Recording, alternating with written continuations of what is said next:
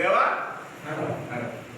যে সুদ খায় সেও কি জাহান্নামী, যে সুদ খায় সেও কি জাহান্নামী। তাহলে আমি মুসল্লি, পাক্কা মুসল্লি, আমি জিন্দেগিতেও সুদ খাই নাই। ইসলামী রাষ্ট্র না থাকার কারণে সুদের গুনাহ আমার আমলনামায় লেখা হয়েছে। কথা বলতে পারেননি? কথা বলেন না কেন?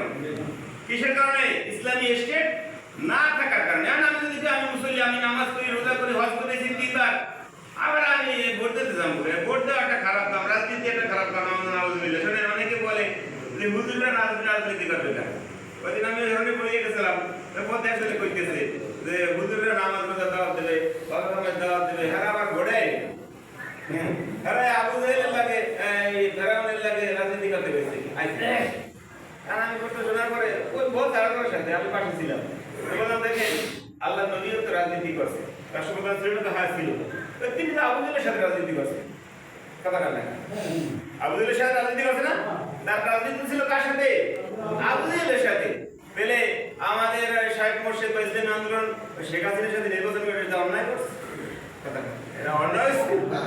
অন্যায় না। আবু জাহেলের সাথে কি ছিল? আল্লাহ নবীর বিরুদ্ধে ছিল।